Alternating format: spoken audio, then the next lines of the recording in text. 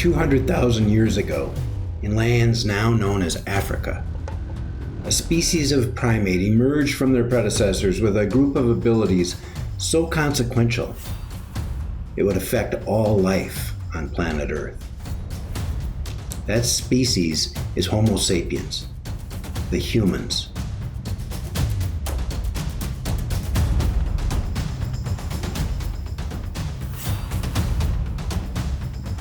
Our unique capacity for forethought and creativity and reason, combined with an ability to accumulate and transfer knowledge across generations, made the humans an unparalleled force.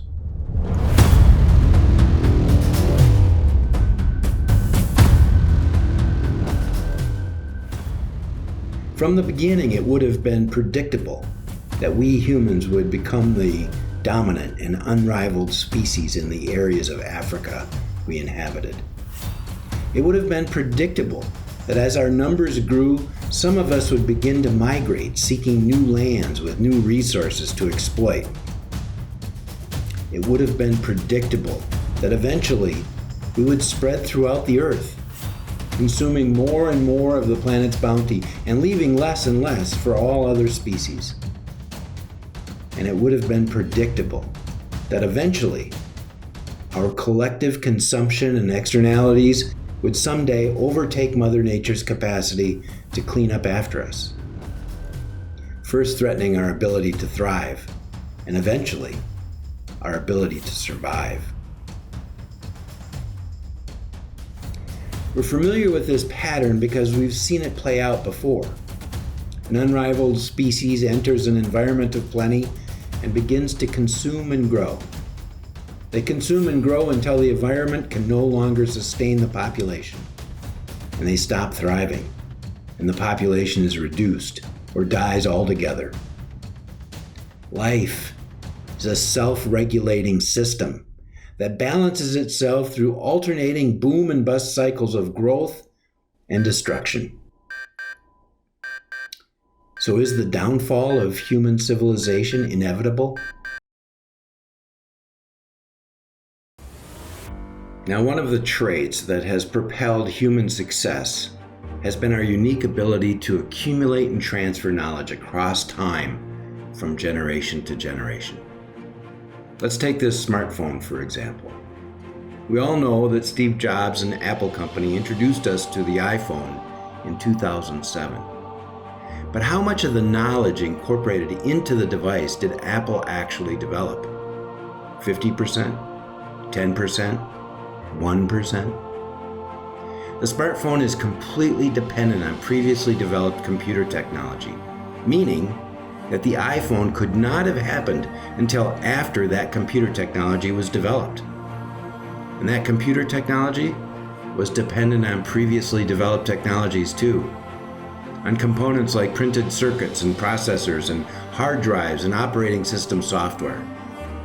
And those components were dependent on previous technologies as well, on transistors and resistors, and before that on wire and tube, and before that on electricity itself, and the work of our friends Tesla, Edison, and Franklin, among many.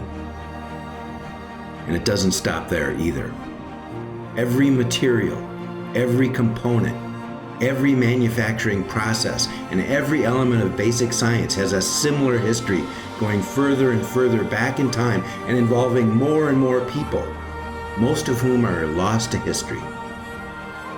And even though all of the subsequent developments are dependent on previous developments, none of the original work was created with the smartphone in mind.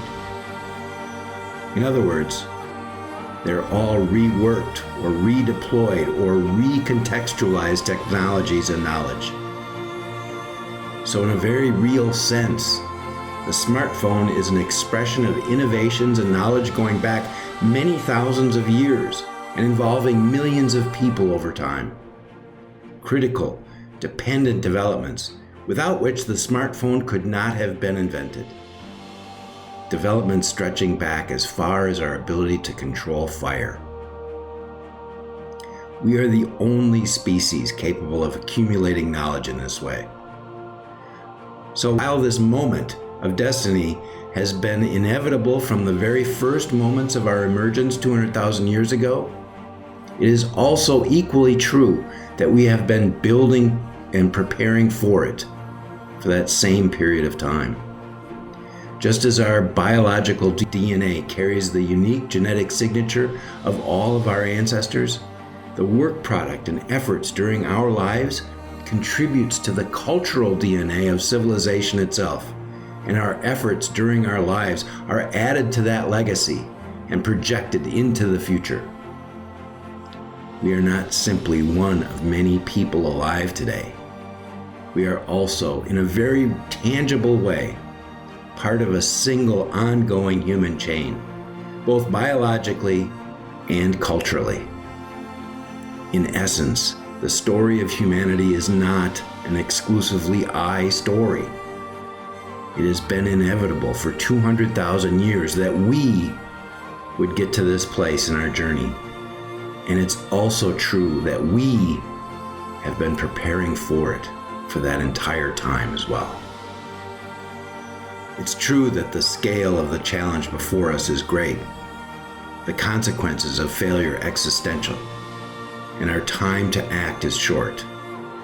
But we have the tools to respond. The question is, do we have the will?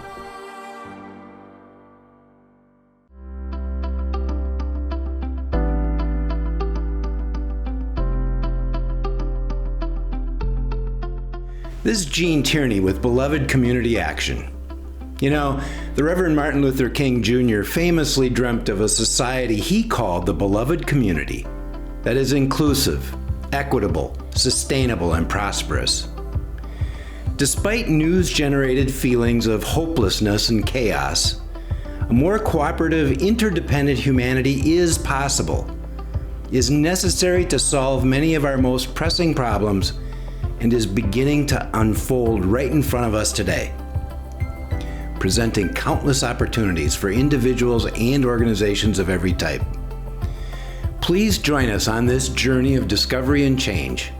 Subscribe and like our videos, and go to our website, www.belovedcommunityaction.org.